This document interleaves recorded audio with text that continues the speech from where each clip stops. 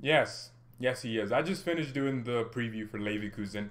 And yes, hello everyone. Welcome to Bayern Now, the ultimate Bayern Munich fan channel. Yes, he is. David Alaba is a problem at Bayern Munich. And it doesn't have everything to do with his contract, which is also a problem in of itself. Ladies and gentlemen, Alaba is annoying. You know what? I still use this analogy because I think it's perfect. In the US, the State of the Union address is an address that the US president gives to the nation and also to Congress and every member of the government. You have military generals here, you have the Supreme Court here, everybody's here, everyone's invited. But the president gets to pick one member of his cabinet, usually the least important, to be the designated survivor, which would mean if a terrorist attack just happened and the whole capital blew up, there's even a show about this, then this designated survivor would become president. Okay? Alaba is our designated survivor. Every single game, this guy could have the most woeful performance I have ever seen. He's starting the next game. He survives everything. Everyone gets the criticism that they warrant. Niklas Zula, Hansi Flick came out and said, Niklas, you ate too many McDonald's, you're fat. You have a training deficit. And Niklas Zula looked to work. And he had one of his best games this season at right back for some reason. And you know, Pavard, you know what? Benjamin Pavard. Not for me, someone that I don't criticize, but Pavard.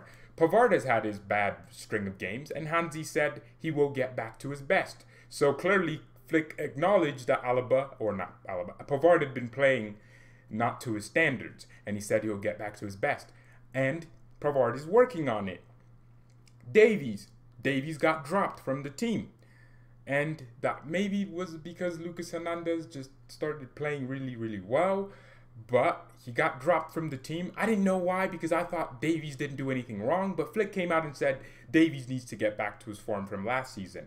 And you know what? I just agreed because manager. And then Roca, Flick said things about Roca. So every single person, Gnabry got criticism and Flick said he'll get back to his form. Sane, Flick said Sane will give 100. So essentially, he acknowledges every problem. But never have I heard from Hansi's mouth that Alaba is not playing well. I don't know. This guy must have Flick's nudes. He starts every single game. He never gets criticized. He's the designated survivor. Everyone can get killed in the press conference. Well, Flick doesn't kill anyone. No, that's not what I mean. But everyone can get their share of criticism, except David Alaba for some reason. I'm sorry. He is a main reason why we concede so many goals. He is always in the wrong position, and I gave this analogy, and people seem to agree with me. Look, here is my dead light. It might as well just be Alaba in our defense. Dead, unimportant, doesn't work. So, look, as a defender, you want to stay tight to your man. But that's not just what you do. You want to also get in front and anticipate and win the ball back in front of your man.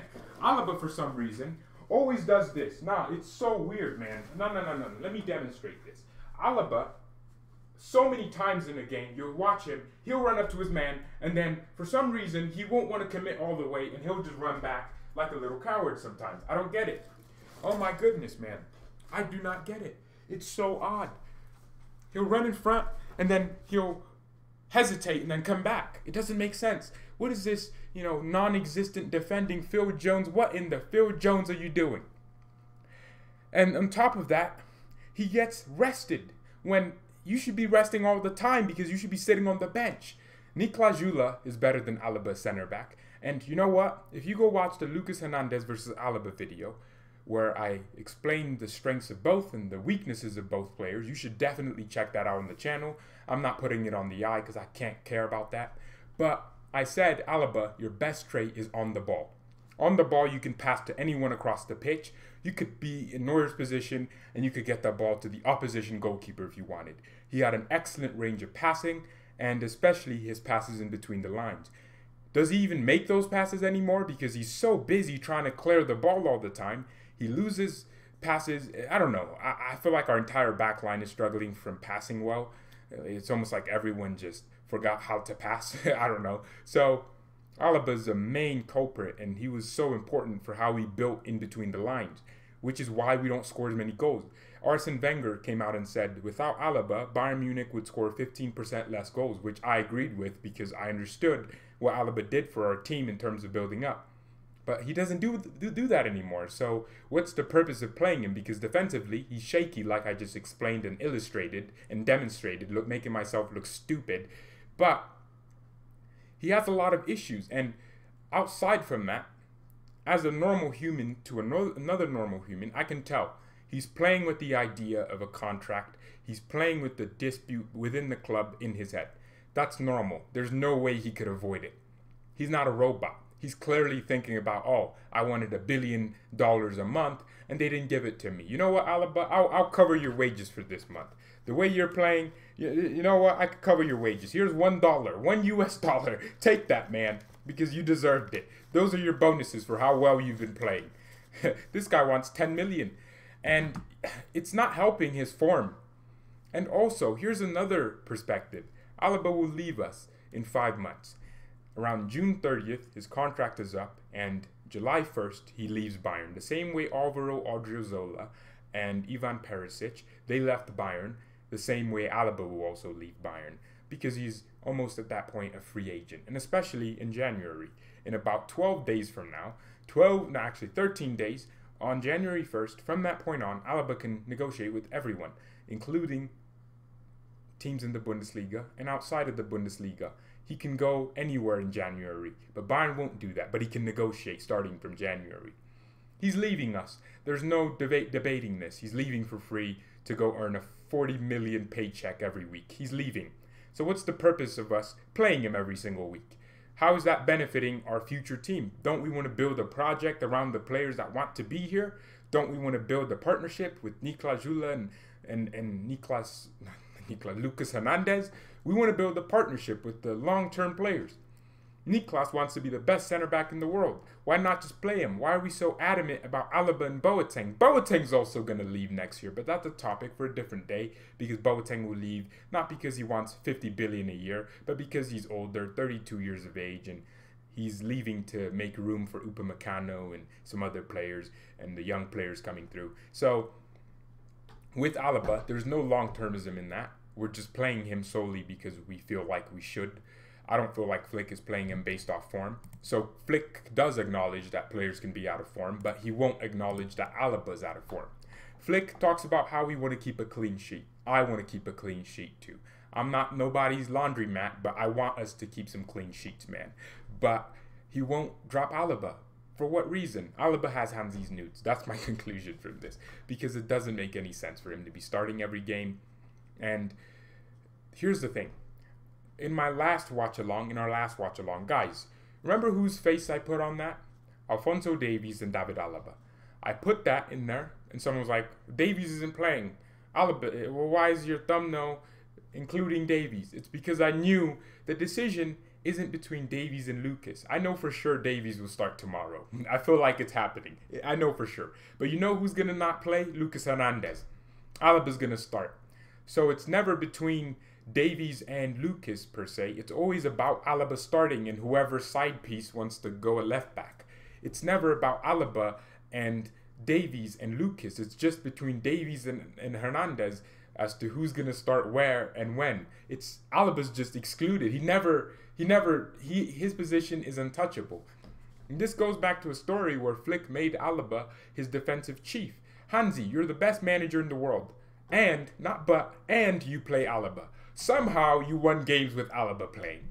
That just shows you Hansi's amazingness, but also he is a stubborn manager. He loves Alaba. He loves playing him, and he also doesn't want to play Roca. He liked to play Tolisso, injury-prone Tolisso, coming back from an injury over Roca, who did do a few good things whenever he played for us. So now this is where I'm conflicted. I don't know what I'll do. I drop Alaba and play Davies, Lucas Hernandez, Niklas Jula, and Pavard. I would keep that back line every single game. I don't care how tired you get. Build a partnership. Build some chemistry like FIFA, man.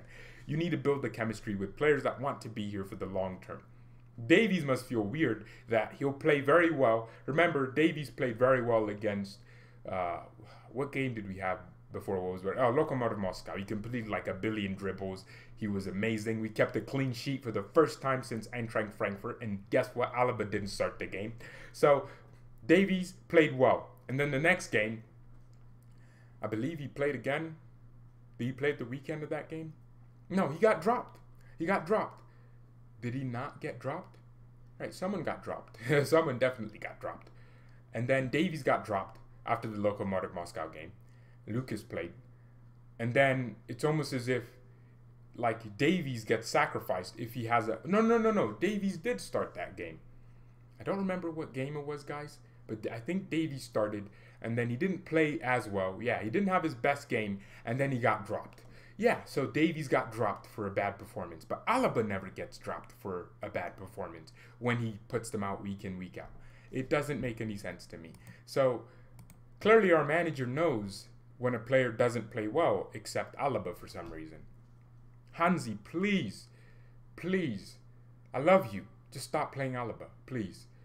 You know, you're the best manager in the world, deserve the award, and somehow you did it with Alaba at the back. And I'm even more proud of you, but stop playing him. He's giving me a heart attack every time he gets on the ball. This guy's the best player for all our opposition. His passes in our final third, in our defensive third, are amazing for them because he just gives these passenger passes like he's an Uber driver. I don't get it, man. So that's the back line I want to see. Not with Alaba, with Lucas. Just take him out. And I think he makes everyone else nervous. Manuel Neuer literally said in his word speech, he said, this shows a lot about our defense, you know, winning the best goalkeeper of the year award. And that makes me think, is that because Alaba's in our defense, or is that because our defense is good? I know it's because our defense is crap, and our defense should improve. Neuer should not be making the most saves in the Champions League. Our goalkeeper of the best club in the world right now shouldn't be making that many saves. We shouldn't be allowing that many shots to convert them into saves. It doesn't make sense what I'm saying right now. But thank you everyone so much for caring. Mia san mia, and bye.